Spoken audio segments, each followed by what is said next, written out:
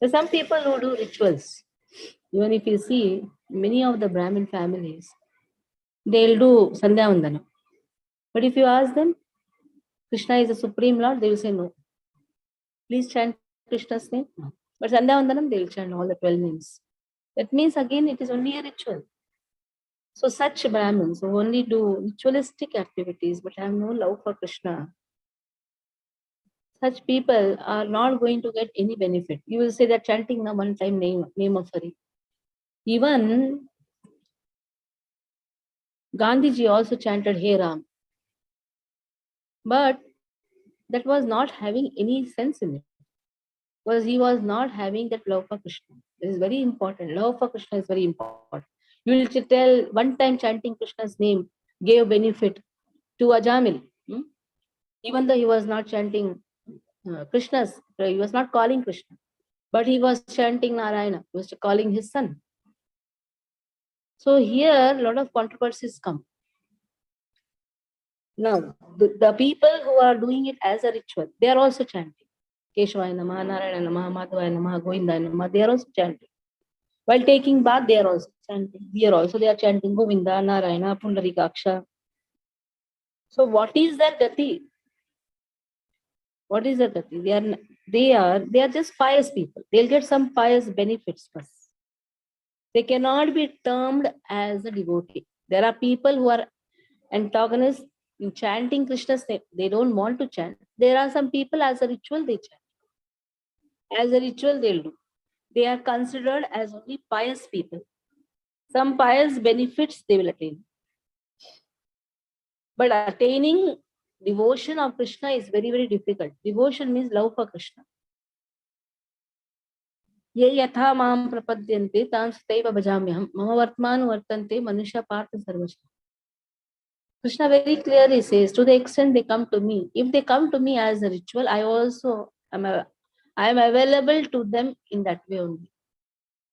That is why Krishna is a person. To understand that is very difficult. That is Guhyatamam Jnanam. 15th chapter of Bhagavad Gita is Guhyatamam Jnanam, where Krishna speaks about his abode, speaks about the relationship of every jiva with him. That is Guhyatamam Jnanam. Very difficult to understand. Guhyatamam here refers to very, very secret knowledge, the topmost of all the secret knowledge, where Krishna describes his abode. Even to understand his abode is very difficult.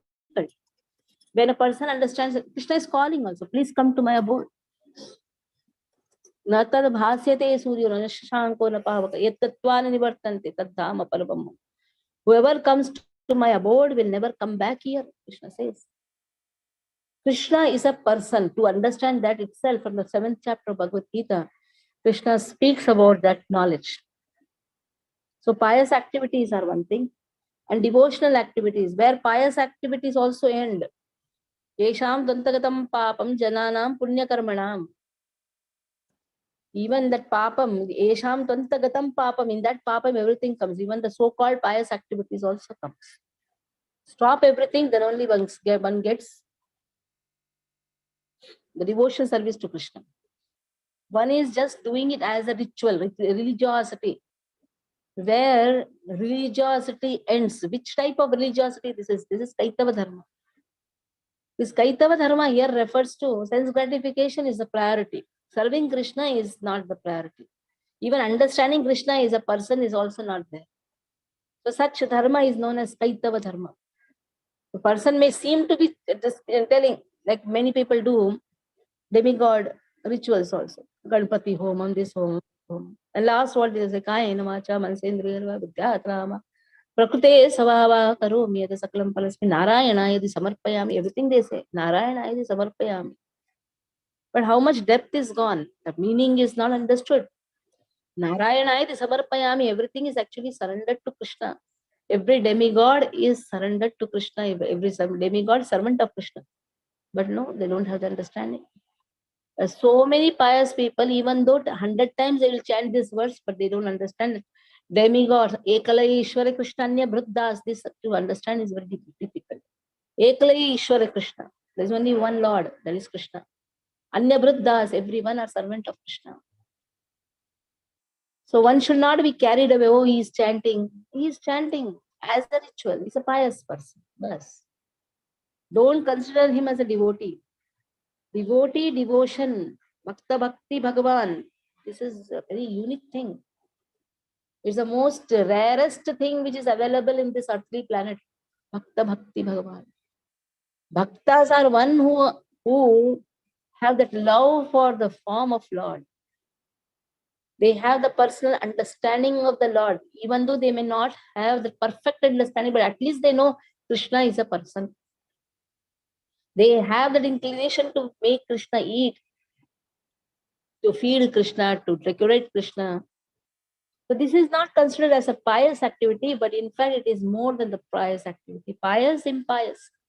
They are two types of karma, vikarma, sakarma, vikarma. They are only materialistic activity. But devotional activity is beyond materialistic activity. 72nd one. Gita Bhagavata ye janeta padaya bhakti vyakhyana hitahara jivaya. Even when someone explained the Bhagavad Gita or Srimad Bhagavatam, they would not mention anything about devotional service to Krishna. I will just say. Such scholarly people also speak about Bhagavad Gita. There are so many scholarly people who speak about Bhagavad Gita. They will take section after section, chapter after chapter, but they will not speak devotional service to Krishna. What is the use of such knowledge? There's so many people, there's so many in the market, if you find, they speak on Bhagavad Gita. But they will not speak devotional service to Krishna. What is the meaning of devotional service? Love for Krishna.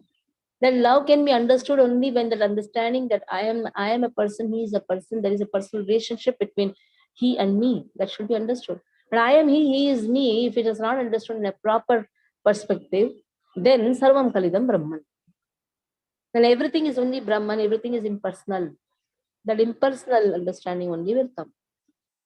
In his commentary on the Bhagavad Gita, Sri Madhvacharya quotes the following verse from the Mahakurma Purana.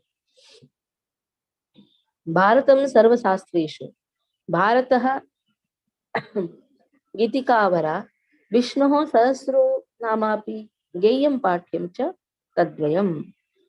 So Mahabharata is the best of all scriptures.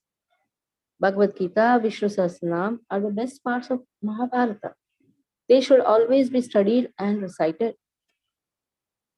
For ritualistic people, they will say, don't keep Mahabharata in the house. There are ritualistic people, leaving a fear. But Mahabharata contains Bhagavad Gita, Mahabharata contains Vishnu Sahasranam. Lord Shri Krishna is a speaker of Bhagavad Gita and Arjuna is a listener. Srimad Bhagavad Gita consists of 700 shlokas in 18 chapters and is found in the Bhishma Parva of the Mahabharata. It is the first book to be read by persons on the spiritual path. Srimad Bhagavatam contains 18,000 verses. It is one of the 18 Puranas composed by Sri Vyasa.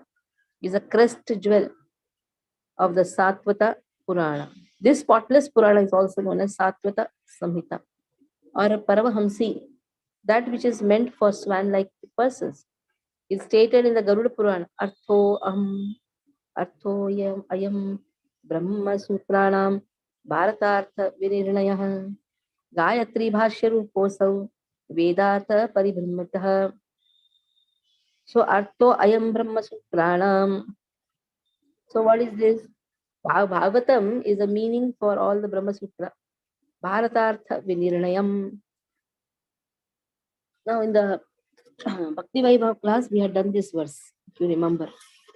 Bhakti Vaibhav class is speaking about the Bhagavatam, glorification of Bhagavatam when we did this verse from the Garuda Purana. Artho Ayam Brahma Sutranam. So it is a meaning for Brahma Sutra, Vedanta Sutras.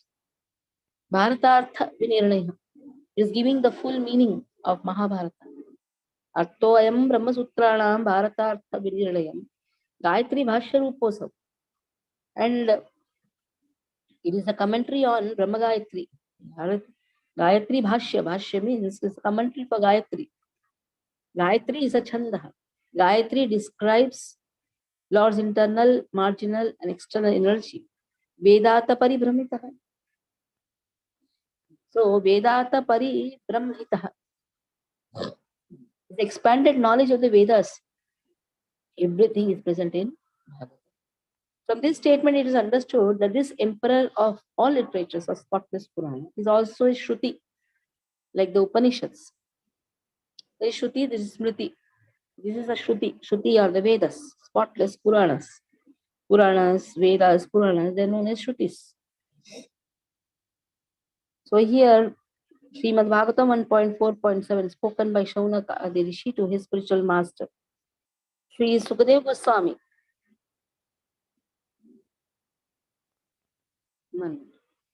Shaunaka Adi Rishi, they were speaking to his spiritual. What is written here? Srimad Bhagavatam 1.4.7, spoken by Shaunaka Adi Rishi to his spiritual master. Sukadeva Goswami should have been there. Sri Sukadeva Goswami. It is also Nyaya, like the Brahma Sutras, 12.13.15. Just check this verse 1.4.7. Shaunaka Adi Rishi, they speak to Sutta Goswami. Printing mistake is there. It is also Smriti, like Mahabharata and Puranas. What is Shruti and what is Smriti? Shruti means hearing. Smriti means remembering. After hearing, you should remember. So hearing, if your hearing is the perfect, then remembrance also becomes perfect. Regarding the glories of Bhagavatam, one may refer to Chaitanya Bhagavat. So Chaitanya Bhagavat Madhyakanda, chapter 21, and Antyakanda, chapter 3. So this giving glorification of Bhagavatam.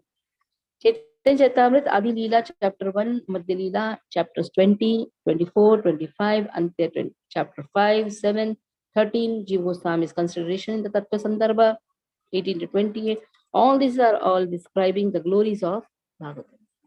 So if you hear nicely, you can remember. The remembrance is known as manana. When you do this manan, then there is a progress towards self-realization. When you do manan, manan is remembering the things what you have heard. That time that realization happens. When the realization happens, then you apply that realization. Without realization, application is impossible.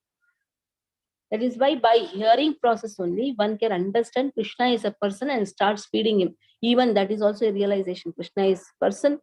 That is the highest realization and feeding him. That means practical application. So hearing leads to manan. And manan leads to practical application. That is why Shruti, Smriti, these two Shastras, Shruti Shastras, Smriti Shastras. Shruti Shastras are hearing from the authoritative source. So Vedas are also known as Shruti. Lord Krishna speaks. He is Paurusha. Vedas are known as Paurusha. He is ultimate Purusha. He is absolute Purusha. He speaks, the rest everyone hears. When everyone hears, there are some who remember them perfectly. That is known as, then they give that Shastra, that is known as Smriti Shastras. Puranas are also considered as Smriti Shastras, and Itihasas are also considered as Smriti Shastras. Vedas are known as Shruti Shastras. And here, even though Bhagavatam is the Smriti Shastra, sometimes it is also known as Shruti Shastra. That is also known as ultimate Veda, because it is a topmost of all the Vedas, or it is the meaning for all the Vedanta Sutras. Now, when you say Vedanta Sutras, Vedanta Sutra is a condensed form of all the Vedas.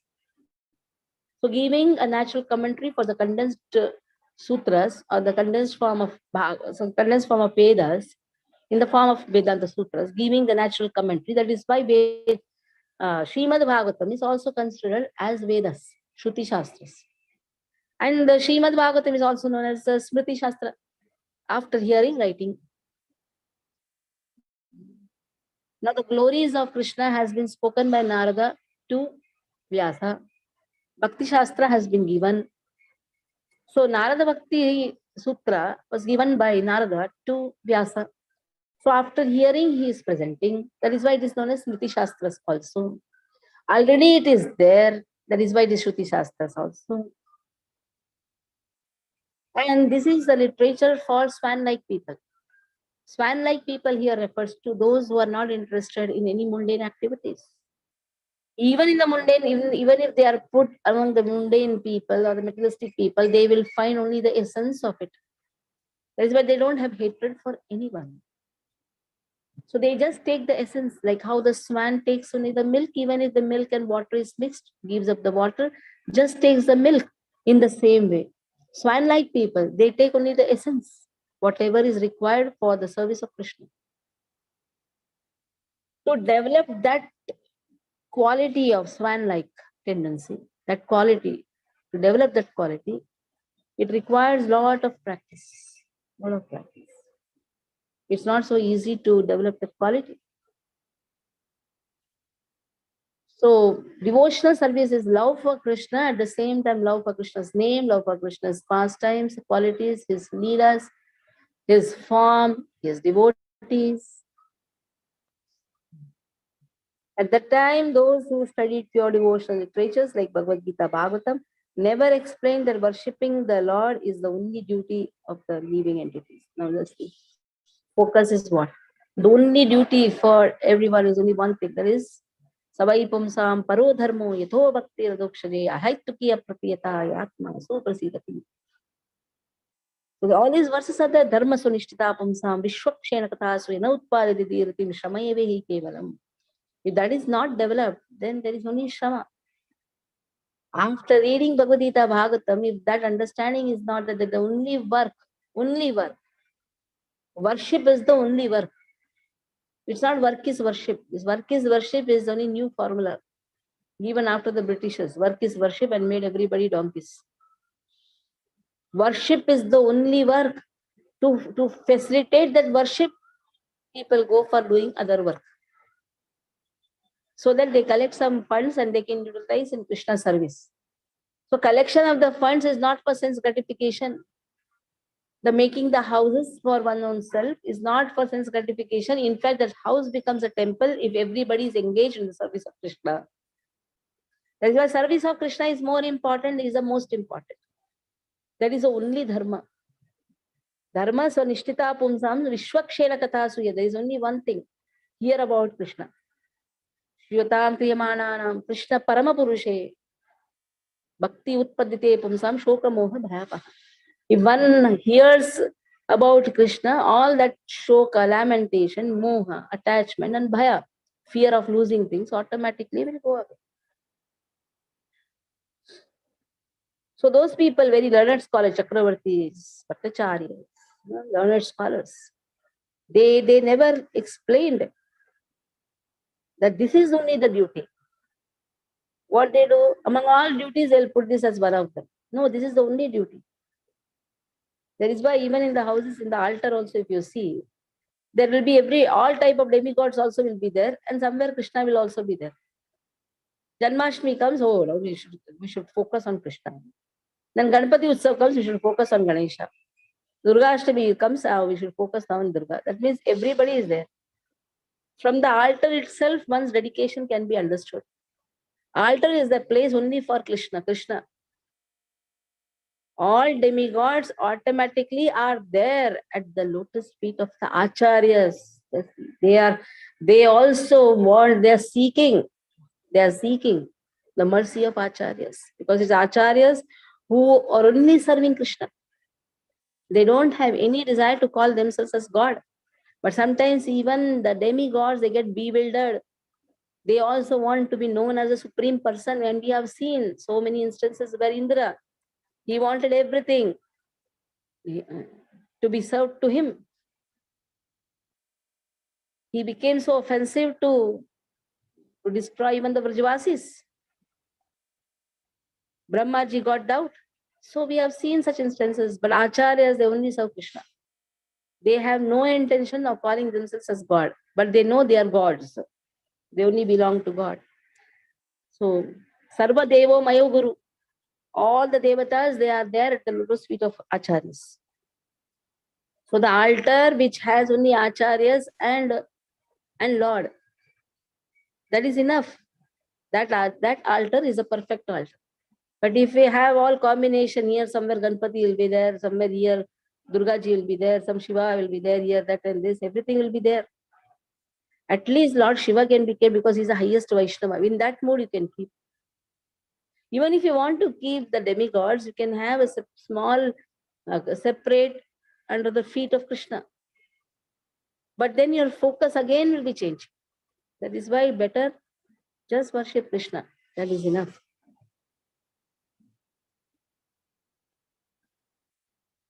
So here it is said, the recitation and teaching of Bhagavad Gita and Bhagavatam was meant for receiving immediate sense gratification. And they thus twisted the meanings of these two books to make them appear like ordinary book, Saptasati Chandi, which is meant to satisfy one's senses. And the non-devotees community only now recite Gita Bhagavatam in this way. Such recitation of Gita and Bhagavatam by conditioned souls who are simply interested in sensual happiness is an obstacle to one's advancement and simply leads one to hell. Because that is never recitation of Gita and Bhagavatam. Rather, such recitation is a collection of only mundane words for gratifying the senses. The Bhagavad Gita, Bhagavatam are the crest jewels of all scriptures. They are as great and as worthy of taking shelter as Krishna. And they are the transcendental manifestations of Sri Krishna Kirtan. They are neither mundane philosophical books nor ordinary poetry accessible to the mundane ears and tongues of materialistic people. This class of speakers and listeners interested in sensual happiness are ever breathed on the merciful glance of magnanimous Mahaprabhu. So Chaitanya Mahaprabhu never even looks at such type of people. There are certain organizations, they hold Gita chanting. But you ask them, are you really focusing on the words of Krishna? That's why Srila Prabhupada calls them Sinmay. Sinmay means they are just full of sins. They will conduct all Gita courses and all. Once they asked me to become a teacher also. I told, how will I become a teacher? I don't want to become a teacher. One of the teacher was my friend. She told, at least when I'm going all the time, you teach. When I started teaching devotional service to children, then afterwards they did not call me. Because for them, everything is just rituals. When Janmashtami is also a ritualistic activity. So we should not be carried away just because they are worshipping Krishna immediately. We should apply our senses first. We should apply our intelligence. Are they really devotees? Devotees means focus. Devotees, like everybody cannot become the mother of the child. Only the mother is mother. Mother only loves her baby. She doesn't have a double focus. She only has one single pointed attention, that is loving the baby. Just because that person sometimes say Radhe Radhe, immediately the person carries on Radhe Radhe is speaking. You first see what is his intention. Sense gratification, focusing on many things. Demigod worshippers can never become devotees of Krishna if they don't have a proper understanding. Because demigod worshippers are like Kamaistisarutagyana Prapadyanti Annidevataha. Their intelligence is completely stolen. They can never become Krishna's devotee if they are just worshipping the demigods without having a proper understanding of the relationship of demigods with Krishna. That is why everything in the altar, everybody in the altar is not right. You don't ask everyone to come and sleep with you. You sleep only with the confidential people. You sleep with your child or your husband or your wife. You don't ask everybody to come and sit on your bed. So when you want certain privacy in your bedroom, then naturally there is a privacy for Krishna's altar also. You cannot keep all the demigods in the altar. You should only keep servants of Krishna in the altar who are just serving Krishna. They are not interested in any post, nothing. Sarva upadi vinirmuktam tatparatvena nirmalam rishikena rishikesha sevanam bhakti ruchyate. They are not interested in the post. But demigods are interested in the post. That is why they are also taking care of the administration. Sometimes this post makes them forget that they are servants of Krishna. But acharyas, they will never forget that they are servants of Krishna. That is why even they also take shelter of acharyas. So those who speak of Bhagavad Gita, Bhagavatam immediately should not get carried away. Oh, Bhagavat Katha karne. First see his intention. Is that Bhagavad Gita increasing his sense gratification? Or people want name and fame? That is the topmost of all the sense gratification. Is he interested in that? Because one of the aparadhas, eighth aparadha especially. What is the eighth aparadha? Considering name of Lord as one of the ritualistic activity. Considering anything related to Krishna as one of the ritual. There is also Nama aparadha. Here we'll stop. Any doubts you can ask. Any doubts? No doubt. Mataji, Dandos Pranam. Mataji, like when we go to some astrologers or something, then they say you have to do this service for that particular goddess, or just check who is the astrologer first. Astrologer, if he is a Vaishnava, if he does the Vaishnava way of worship, he knows the relationship of the demigod or the demigoddesses with Krishna. That is why in Madhva Sampradaya you have Durga worship also, but they know who is Durga, Sahodari of Krishna. That is why I told worshipping demigod is not a problem if you have better understanding of the demigods. If you don't have, better don't worship. Because what will do? You will only ask to the demigods. Demigods they find the way to help the devotees. You know the ultimate giver is Krishna only. So even if a devotee is worshipping a demigod, he has a better understanding. Like you are worshipping Ganesha to remove the klesha. There's Pada Pallava Gammini Dahaya Pumbad Vande Pranam Samaya Sakaladhiraj Vighanar Vihanta Malamas Jagat Namadi Purusham Tamam Majami. You know, he is removing the obstacles so that one can serve Krishna nicely. If that understanding is there, worshipping demigod is not a problem. We should have a right understanding with the right perspective.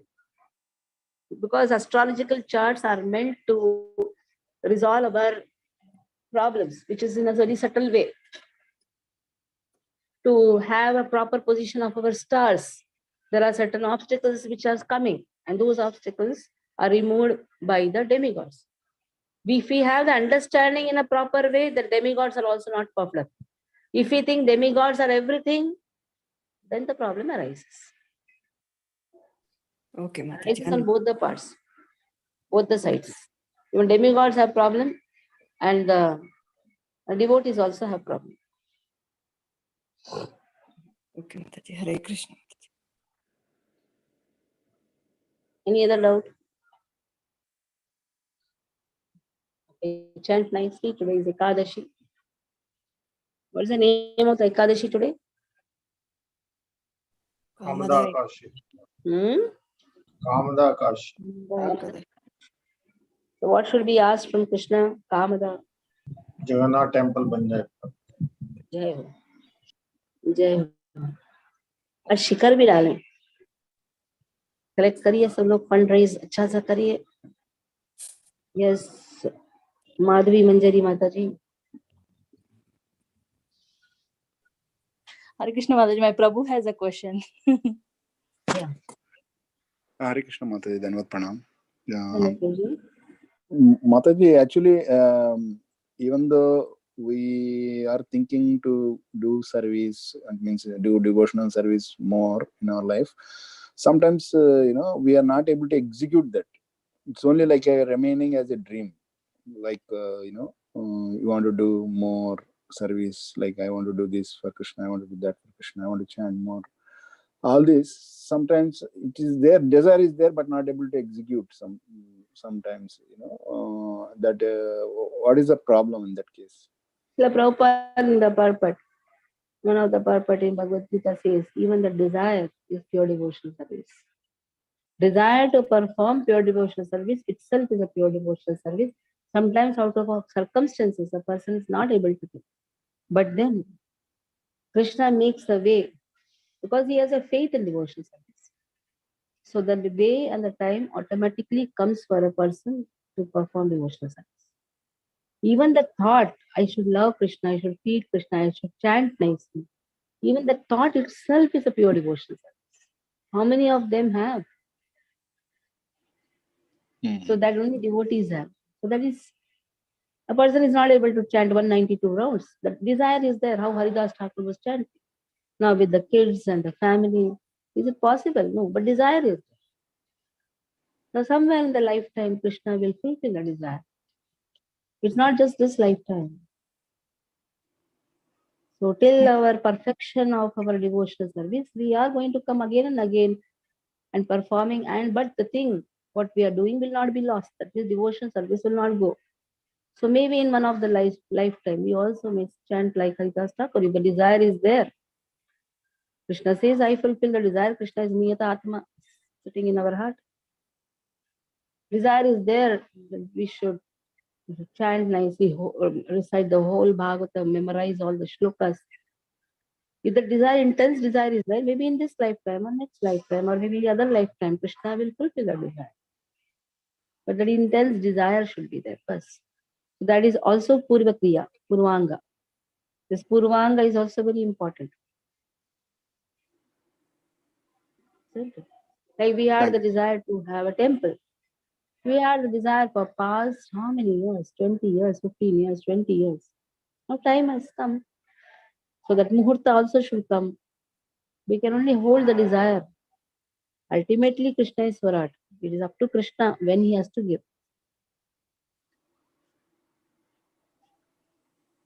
Thank you, Okay? Mataji. Thank you very much. So